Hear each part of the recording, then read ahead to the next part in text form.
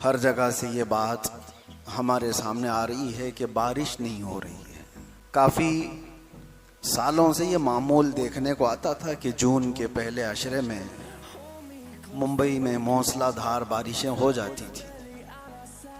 वक्त बढ़ता चला गया है और भी कई इलाके ऐसे हैं जहां सूखा पड़ रहा है, बारिश की किल्लत है। तो आज मैं आपको ये बताना चाहता हूँ कि बारिश के रुकने के और न आने के असबाब क्या हैं। साइंटिफिक एतबार से लोग अलग अलग अपने नज़रिए बयान करते हैं। हवा में नमी ना हो तो बारिश नहीं आएगी, फला हो। हम मुखबिर सादिक रसूल अकरम सल्लल्लाहु अलैहि वसल्लम की ज़ुबान से सुनते हैं। इब्न माजा की हदीस है, अन अब्दुल्लाह इब्न उमर रदियल्लाहु अन्हु क़ाल क़ाल रसूलुल्लाह सल्लल्लाहु अलैहि वसल्लम। हुज़ूर पाक सल्लल्लाहु तआला अलैहि वसल्लम से रिवायत किया, हज़रत अब्दुल्लाह इब्न उमर ने फरमाते हैं, लम यमनउ अमवाल ज़कातिहिम मुनिउल क़त्र मिनस समा इल्ला मुनिउल क़त्र मिनस समा। हुज़ूर पाक सल्लल्लाहु अलैहि वसल्लम फरमाते हैं कि लोग जब जब अपने ज़कात का माल दबा करके रखते हैं, उनसे बारिश को रोक लिया जाता है। हदीस है, वलौलल बहाइमु लम युमतरू। और हदीस में हुजूर ये भी फरमाते हैं, अगर जानवर ना होते जमीन पर तो कभी बारिश ही नहीं दी जाती, फिर इनको पानी ही नहीं दिया जाता। हुजूर पाक सल्लल्लाहु तआला अलैहि वसल्लम फरमाते हैं, जब जब तुम अपना माल रोकोगे, अल्लाह बारिश रोक लेगा। और एक हदीस है दूसरी जगह पर, अल्लाह के नबी सल्लल्लाहु तआला अलैहि वसल्लम इरशाद फरमाते हैं, मुझे डर है इस बात का कि 5 चीज़ों में किसी एक में तुम मुब्तला ना हो जाओ। हुजूर जिस सहाबी को ये नसीहत कर रहे हैं, 5 चीज़ें ऐसी हैं जिसमें अगर तुम मुब्तला हो गए तो अल्लाह का अजाब देखोगे और बारिशें रुक जाएंगी, बारिश को रोक लिया जाएगा। पूछा गया, या रसूल अल्लाह सल्लल्लाहु अलैहि वसल्लम, वो 5 चीज़ें क्या हैं? तवज्जो चाहता हूँ मेरे अजीज गौर से। सबसे पहली चीज मेरे आका सल्लल्लाहु अलैहि वसल्लम फरमाते हैं कि जब खुल करके एलानिया तौर पर गुनाह होने लग जाए, ओपनली सब कुछ किया जाने लग जाए, तो ये अल्लाह के अजाब को दावत देने वाला पहला अमल है। लोग अपनी बुराइयों को छुपाया करते थे, लेकिन इस दौर में अपनी बुराइयों को जाहिर करने का फैशन आ चुका है। जो कुछ किया उसको रील बनाया और सब में नशर किया। इंटरनेट की दुनिया पर आज देखें, भरे हुए हैं नौजवानों की सबसे ज्यादा मसरूफियत आज किस काम में है? उनको रील्स बनाने हैं। किन कामों के रील्स बनाने हैं? कोई फायदे के, कोई नफा के? नहीं, लड़कियां भी इसी में मसरूफ हैं, लड़के भी इसी में मसरूफ हैं। वो मुसलसल अपनी नंगेपन का, अपने अय्याशी का इजहार करना चाहते हैं ताकि पूरी कौम देखे। और यही तो बात मेरे आका सल्लल्लाहु अलैहि वसल्लम ने फरमाया, जब फहाशी एलानिया होने लग जाए, ओपनली होने लग जाए। और एक हदीस मैंने इससे कबल भी आपके सामने जिक्र किया था। 3 चीजें मेरे आका सल्लल्लाहु अलैहि वसल्लम ने फरमाया था, 3 चीजें जब तुम देख लो तो जमीन के ऊपर रहने से जमीन के नीचे रहना बेहतर है। मतलब क्या है? कब्र में चले जाना बेहतर है। वो 3 चीजों में हुजूर एक पाक सल्लल्लाहु अलैहि वसल्लम ने ये फरमाया था कि जब उलमा इल्म वाले दयानतदारी छोड़ दें, हक बोलना छोड़ दें, वो मुदाहनत करने लग जाएं, नंबर 1। नंबर 2, मालदार लोग जब बखील हो जाएं, कंजूस हो जाएं। नंबर 3, जब औरतें बेहया हो जाएं, बेपर्दा हो जाएं। हुजूर फरमाते हैं फिर जमीन के ऊपर कोई खैर नहीं है, जमीन के नीचे चले जाना चाहिए। जमीन के ऊपर कोई खैर नहीं होगा। ये 3 चीजें हुजूर ने फरमाई थी। उसी में से एक चीज मैं ये आपके पास अर्ज कर रहा हूँ। 5 ऐसी चीजें मेरे मुस्तफ़ा करीम सल्लल्लाहु अलैहि वसल्लम ने फरमाई कि उनमें से अगर मुब्तला रहे तुम तो अल्लाह का अजाब आएगा। और अल्लाह का अजाब एक तरीके का ये बारिश का रुक जाना, सब्जों का ना उगना, माल में हमेशा की बेबरकती का होना, ये सब चीजें अल्लाह के अजाबात में से हैं। क्राइसिस आ गए, लोग कहते हैं क्राइसिस क्या है, कहीं अचानक से तो कोई गिरता नहीं है, ये अल्लाह ताला की पकड़ है। कई लोगों को देखा, बड़े बड़े लोग अचानक किसी मुसीबत की वजह से गिर जाते हैं। कोरोना के वक्त करोड़पति रोडपति हो गए, कितने मामलात ऐसे देखने को आए। वबा फैल गई, बीमारियां फैल गई, बड़े बड़े ताकतवर लोग ढह गए। आज के इसमें मैं वो 5 चीजों में से एक ये बताया कि जब गुनाह खुल करके होने लग जाएं, एलानिया होने लग जाएं, और कुरान में अल्लाह फरमाता ला युहिब्बुल्लाहुल जहरा बिस्सूइ मिनल कौल, अल्लाह तबारक व तआला किसी बुरी चीज को जाहिर करने को पसंद ही नहीं फरमाता। अल्लाह ताला हरगिज ये पसंद नहीं करता कि कोई बुरी चीज ओपनली करे। गुनाह किससे नहीं होते, खताएं किससे नहीं होती हैं।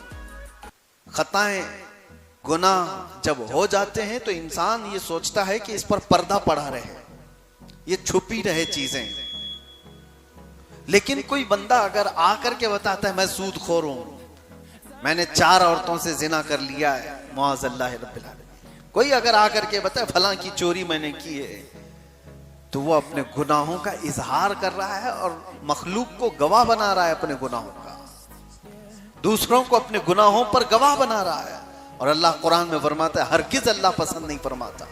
अच्छा, छुपे हुए गुनाह कुछ ऐसे होते हैं जो बंदे और खुदा के दरमियान राज होते हैं, जिस वक्त मौला चाहे उसको बख्श दे, किसी को पता भी ना चले, अल्लाह ताला माफ फरमा दे। लेकिन बंदा जब सारे लोगों को गवाह बनाता है अपने गुनाहों का, सबको बता देता है कि मैं ये सारी चीजें किया हूं, तो फिर वो अदल के हिसाब के तख्त पर लाया जाएगा। अजीजा ने गिरामी, पहली चीज ये। दूसरी, मेरे आका सल्लल्लाहु तआला अलैहि वसल्लम ने इरशाद फरमाया बारिश के रुकने के असबाब में से एलानिया गुनाह होने लग जाए। दूसरे नंबर पर लोग जब अपनी ज़कात के माल को दबा करके रखें, ज़कात ना दी जाए, ज़कात मुस्तहिकीन तक ना पहुंचती हो, तो अल्लाह ताला बारिश को रोक लेता है। आज के दौर में भी यही हालात है। लोगों को सिर्फ अपने माल का 2.5% निकालने में इतनी खुजली होती है, इतना दर्द होता है, 1000 हीले बहाने करने लग जाते हैं ज़कात बचाने के लिए। सोचो, वो अरहमुर राहिमीन, वो खल्लाक़े कायनात, वो रज़्ज़ाक़े हकीकी, जिसने पाई पाई तुम्हें दिया है, अगर वो चाहता तो आपके माल का आधा पूरा ज़कात में देने का हुक्म देता कि 50% तुम रखो, 50% अल्लाह की राह में दे दो। अल्लाह ने ये हुक्म भी नहीं दिया। ना ये फरमाया कि 100 कमाए हो तो 25 अल्लाह की राह में दे दो, 75 तुम रख लो, ये भी नहीं। ये भी हुक्म नहीं दिया कि 100 कमाए हो तो 10 अल्लाह की राह में दे देना, 90 तुम रख लेना। नहीं, हैरत की बात है, अल्लाह का हुक्म है कि 100 कमाए हो तो सिर्फ 2.5 रुपया दे देना, बाकी पूरा तुम रखो। सिर्फ 2.5 रुपया, 2.5%। इसके लिए आनाकानी इतनी होती है। देखा जाए तो ये सारे जितने टैक्स हैं उसमें सब में कम है। जीएसटी हो, तुम्हारे इनकम टैक्स हो, जितने टैक्स हैं वो, अरे 5% से लेकर के 28% तक के टैक्स हैं, 18% के टैक्स हैं, कितने टैक्स हैं। लेकिन यहां पर सिर्फ 2.5%, वो भी टैक्स में और ज़कात में इतना बड़ा फर्क है। लोगों को लगता होगा कि ये हमारे लिए ज़कात टैक्स के बराबर नहीं। टैक्स आपके इनकम पर है और ज़कात आपकी सेविंग पर है। इनकम और सेविंग में फर्क नहीं है। आप अगर 1 करोड़ रुपए महीना कमाते हैं तो टैक्स 1 करोड़ का होगा आपके पास। लेकिन शरीयत ने कहा है 1 करोड़ कमाता है, 90 लाख रुपए खर्चा हो जाते हैं, तो उस खर्चे पर ज़कात नहीं, जो बच गया उस पर, उसी पर ज़कात। और वो भी आते साथ नहीं, साल गुजर जाए उस पर। शरीयत ने इतनी सारी छूट दी, उसके बावजूद ज़कात के माल में हेरा फेरी सब चल रही है। बड़े बड़े मालदारों की अगर ज़कात निकल गई होती तो इस उम्मत में कोई गरीब ही नहीं होता।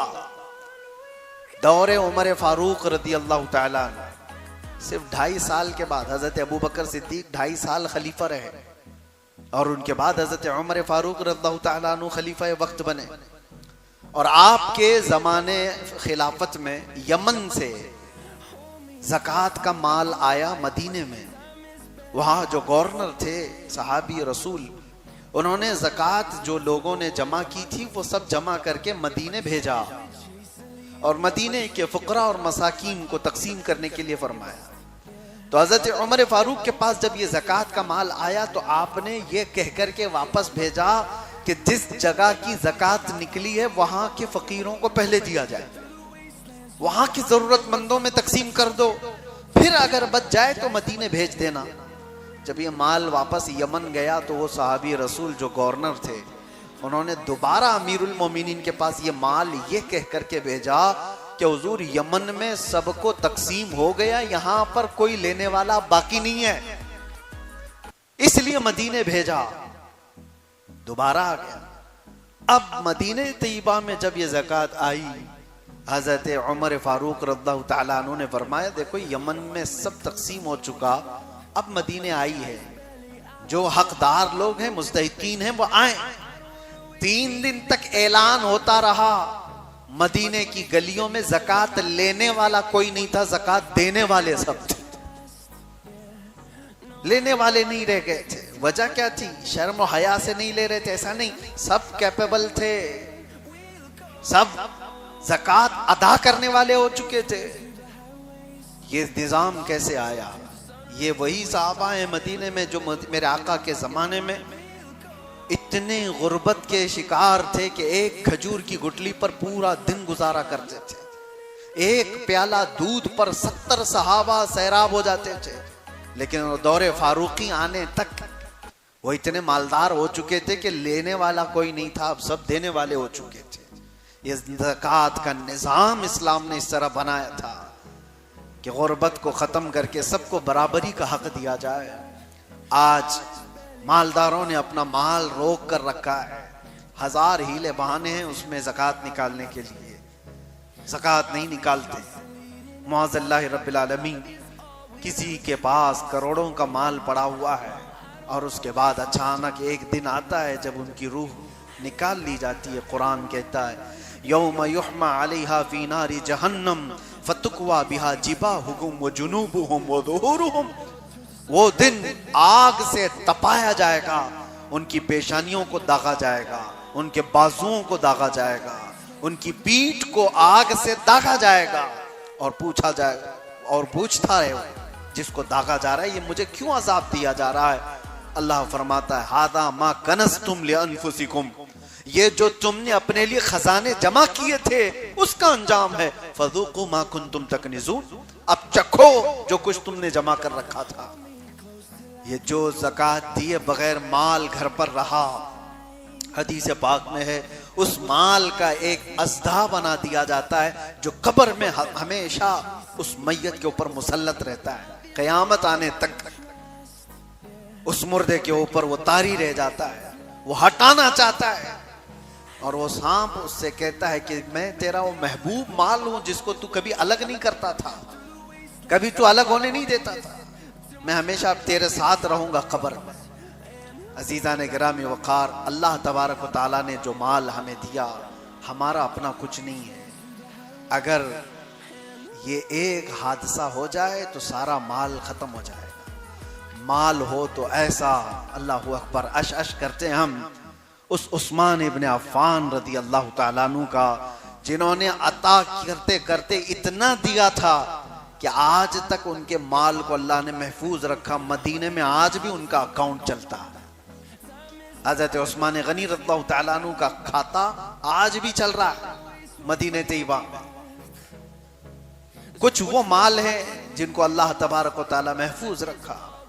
तो सबसे बड़ी चीज मेरे आका सल्लल्लाहु तआला अलैहि वसल्लम ने फरमाई, जब लोग ज़कात का माल रोक करके रख लें तो अल्लाह ताला बारिश के कतरे रोक लेता है, बारिश के कतरे रोक लिए जाते हैं। तीसरी चीज, मुस्तफ़ा करीम सल्लल्लाहु तआला अलैहि वसल्लम ने इरशाद फरमाई, जब लोग अमानतों में खयानत करने लग जाएं, ये बड़ी बात है।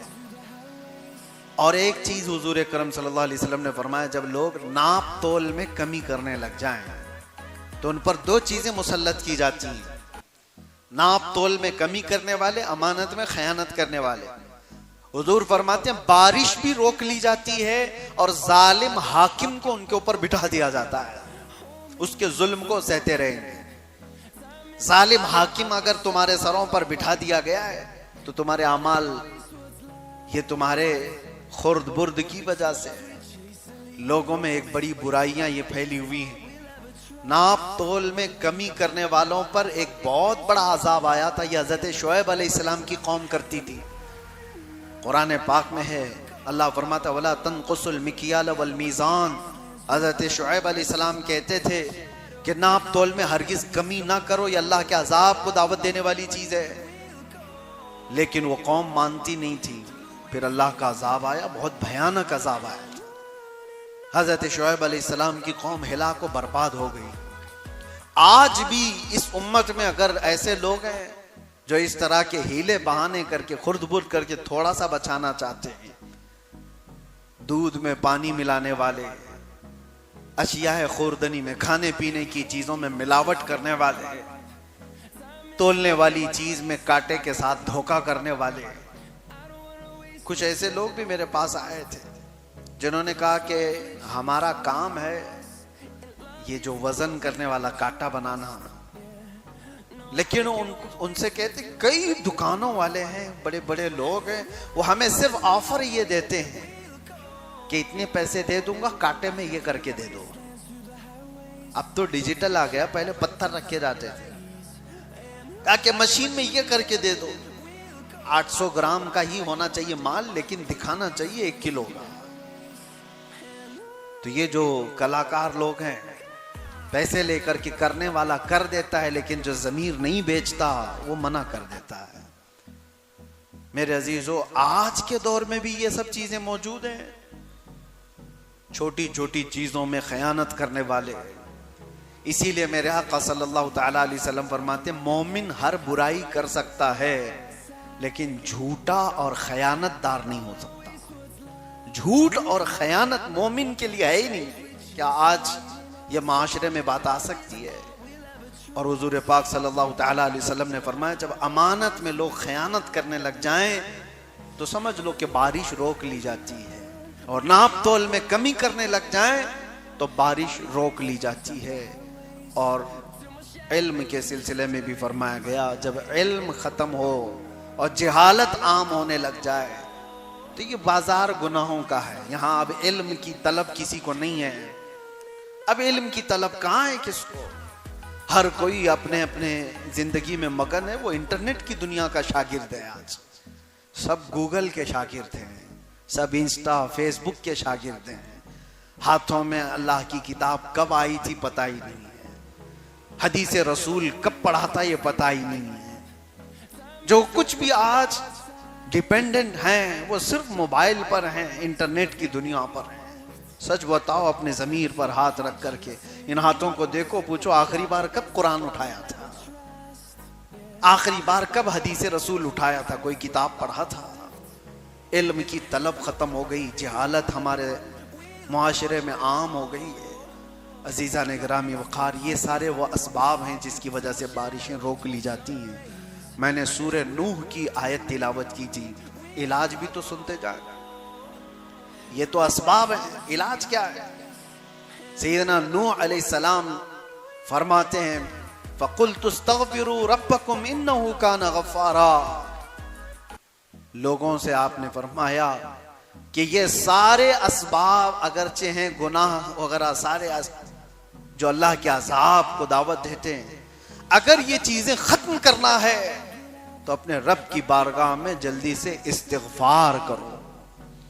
अस्तग़फ़िरुल्लाह रब्बी मिन कुल्लि ज़ंबिन व अतूबु इलैह। ये एक शख्स हजरत हसन बसरी के पास आया, कहा कि बारिश नहीं है, कहत पड़ गया है। आपने फरमाया इस्तिग़फ़ार करो। और फिर एक शख्स आया, उसने कहा मेरी औलाद नहीं है, आपने कहा इस्तिग़फ़ार करो, अल्लाह बेटे दे देगा। फिर एक शख्स आया, उसने कहा मेरे बगीचे हैं और वो सब सूखने पर आ गए हैं, आपने कहा इस्तिग़फ़ार करो। लोगों ने पूछा, 3 अलग अलग लोग आए, अब तीनों को इस्तिग़फ़ार करने का ही फरमा रहे हैं। आपने यही आयत पढ़ी जो सूरह नूह की मैंने पढ़ी है। फरमाते, अल्लाह फरमाता है इस्तग़फ़िरू रब्बकुम इन्नहु कान गफ़्फ़ार, अपने रब से इस्तिग़फ़ार करो, बेशक वो गफ़्फ़ार है। और जब कोई इस्तिग़फ़ार करता है तो अल्लाह क्या करता है, युरसिलिस समा अलैकुम मिदरारा, खूब झमाझम उन पर बारिशें बरसाता है। वो युमदिदकुम बिअम्वालिन व बनीन, और उनको बड़े माल से और उनको औलाद से अल्लाह मदद फरमाता है। तीसरी चीज, वयजअल लकुम जन्नातिन वयजअल लकुम अनहारा, अल्लाह उनको हरे भरे बगीचे देता है और खूबसूरत में बहती हुई नहरें अता करता है। जब कोई इस्तिग़फ़ार करता है तो ये 3 चीजें फरमाई गई। इसीलिए मेरे अजीजों, आज कसरत से इस्तिग़फ़ार की जरूरत है। आप इस्तिग़फ़ार करो, रब तबारक व तआला ये आसमान के दरवाजे खोलेगा, इंशाअल्लाह बारिशें आएंगी, वो कतरात आएंगे।